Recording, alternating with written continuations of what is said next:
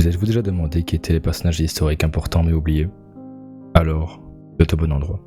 Ceci est le premier épisode de cette chaîne dans lequel on va parler de personnages historiques qui ont eu un impact dans le passé et qui ont toujours un impact aujourd'hui malgré leur mort.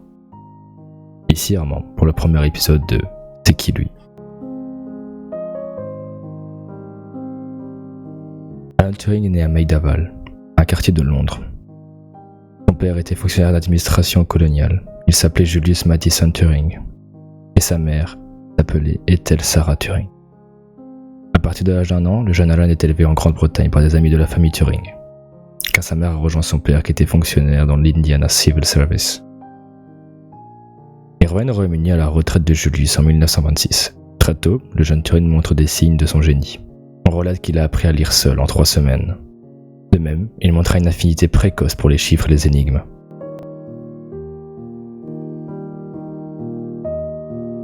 Ses parents l'inscrivent à l'école de Saint-Michael à l'âge de 7 ans. La directrice reconnaît rapidement son talent, comme beaucoup de ses professeurs au cours de ses études au Marlborough College. Sans que cela n'ait guère d'influence sur sa carrière scolaire, à Marlborough, l'enfant solitaire et introverti est confronté pour la première fois à des camarades plus âgés que lui, et devient vite une de leurs têtes de turc. À 13 ans, il rejoint la Sherborne School. Son premier jour de classe ne passe pas inaperçu. La presse locale s'en rend même compte. Le jour de la rentrée suit de la grève générale de 1926. Mais le jeune Turing décide envers et contre tous de faire sa rentrée. Le penchant de Turing pour les sciences ne lui apporte ni le respect des professeurs ni des membres de l'administration de Sherborne, dont la définition de la formule mettait plus en valeur la discipline classique. Malgré cela, Turing continue de faire des prouesses dans les matières qu'il aime, résolvant des problèmes très ardus pour son âge. En 1928, il découvre les travaux d'Albert Einstein. Il les comprend alors qu'il a à peine 16 ans à ce moment-là. Il remet en cause les axiomes d'Euclide et la loi des mécaniques célestes de Galilée et Newton, à partir d'un test de vulgarisation où ses conséquences ne sont pas indiquées explicitement. Sa préférence pour les matières scientifiques fait échouer Turing à plusieurs reprises à ses examens, faute d'efforts dans les matières classiques. Il n'est admis qu'au King's College de l'université de Cambridge. Il étudie en 1931 à 1934 sous la direction de Godfrey Alan Hardy, mathématicien, puis responsable du centre de recherche et d'études en mathématiques. Il suit également les cours d'Arthur Eddington et la dernière année de Max Newman, qui l'initia à la logique mathématique. En 1935, Turing est le Fellow du King's College, l'équivalent d'une bourse de thèse, grâce à sa démonstration du théorème central limite. En 1928, l'Allemand David Hilbert énonce le problème de la décision. C'est grâce à ce travail que Alan va se faire remarquer pour la première fois, en imaginant non une machine matérielle, mais un être calculant, qui peut être indifféremment un appareil logique très simple ou un humain bien discipliné appliquant des règles. En 1938, après les accords de Munich, la Grande-Bretagne comprend le danger du nazisme et se développe ses armements. Turing fait partie des jeunes cerveaux appelés à suivre des cours de chiffres et de cryptanalyse. La Government Con and Cipher School, autrement appelée GCNCS. Juste avant la déclaration de la guerre, il rejoint le centre secret de la GCNCS à Bletchley Park. Il est affecté aux équipes chargées du déchiffrage des messages codés par les machines Enigma, utilisées par les forces armées allemandes. Ce travail profite initialement des percées effectuées par les services secrets polonais et du renseignement français du PC Bruno, que Turing visite entre décembre 1939 et les premiers mois de 1940. En mai 1940, les Allemands perfectionnent leur système cryptographique. Turing participe aux recherches qui permettent de pénétrer les réseaux de l'armée de terre et de l'aviation. Il construit des méthodes mathématiques et des versions améliorées de la bombe polonaise, machine électromagnétique permettant d'essayer rapidement des ensembles de clés potentielles sur des blocs de communication d'Enigma. Une fois l'affaire lancée, Turing prend la tête de l'équipe chargée de trouver les clés bien plus hermétiques des réseaux d'Enigma naval.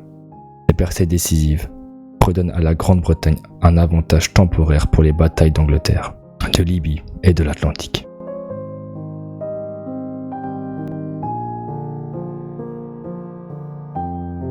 Turing part en 1943 pour les États-Unis, en mission de liaison avec les cryptanalystes américains. Il y découvre les progrès des technologies électroniques et conçoit une machine à coder la voix ayant pour un nom de code Delilah. Affecté à la Hoyt-Tate, bâtiment préfabriqué numéro 8, Turing décide de traiter un problème autrement difficile, la cryptanalyse d'Enigma naval. Car, je cite, « parce que personne d'autre ne s'en occupait et que je pouvais la voir pour moi tout seul ». La nuit suivante son affectation, il conçoit le Banburismus, technique statistique appelée plus tard analyse séquentielle, par Abraham Wald, dans l'espoir de percer l'énigme navale. À partir de fin 1943, les sous-marins allemands auront été pour l'essentiel soit détruits, soit chassés dans l'Atlantique Nord par la puissance des marines guerres alliées. Combinant les renseignements d'origine ultra, reconnaissance aéronavale, les détections par radar, par échosondeur, et bien entendu, grâce au nombre des navires engagés et à l'endurance des marins. En 1945, pendant son séjour en Allemagne à Ebermannstadt, les 2 bombes atomiques américaines sont lâchées sur Hiroshima et Nagasaki. Il n'en est pas surpris. Il connaissait depuis son voyage secret aux États-Unis de 1942 à 1943 l'existence du projet Los Alamos, dans des proportions non encore élucidées. 1945 à 1940, il travaille au National Physical Laboratory, situé à Teddington, au Royaume-Uni. En 1945, après avoir lu le rapport de Newman, qui décrit la structure générale d'un ordinateur et discute des méthodes de programmation, Turing rédige ce qui est sans doute le premier projet détaillé d'un ordinateur, l'ACE, Automatic Computing Engine. Toutefois, il ne parvient pas à s'entendre avec les ingénieurs électroniciens du NPL, chargés de construire cette machine, qui soulèvent des objections techniques et préfèrent commencer par un prototype plus modeste.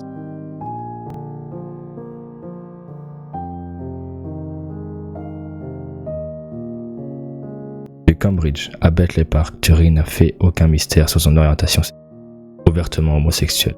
Il ne cachait pas ses aventures. En 1952, sa maison à Manchester est cambriolée. Turing porte plainte. Arrêté, le cambrioleur dénonce le complice qui lui avait indiqué l'affaire, un ex-amant occasionnel de Turing. Celui-ci ne nie pas cette ancienne relation. Tous deux sont inculpés d'indécence manifeste et de perversion sexuelle. Turing a 2 choix. Incarcération, castration chimique, réduisant sa libido. Il choisit le traitement, d'une durée d'1 an, avec des effets secondaires temporaires, autant physiques que psychiquement profondément démoralisants. Le 8 juin 1954, dans l'après-midi, Turing est retrouvé par sa gouvernante mort dans son lit, avec une pomme croquée sur sa table de nuit. L'autopsie conclut à un suicide par empoisonnement aux cyanure. Même si sa mère tenta d'écarter cette thèse, le moyen d'ingestion du poison aurait été cette pomme, qu'il aurait partiellement mangée. En effet, le film préféré de Alan Turing était Blanche-Neige, sorti en 1937. Cela ne vous dit rien ? Réfléchissez un peu, pensez au premier logo Apple. Une pomme croquée, couleur de l'arc-en-ciel. Alan Turing meurt en croquant une pomme, et celui-ci était homosexuel. Merci à tous d'avoir suivi cet épisode jusqu'au bout. J'espère que ça a vraiment plu et que le concept vous plaît parce qu'il va y avoir plusieurs épisodes dans ce sujet-là. Et juste merci d'avoir écouté ça jusqu'au bout.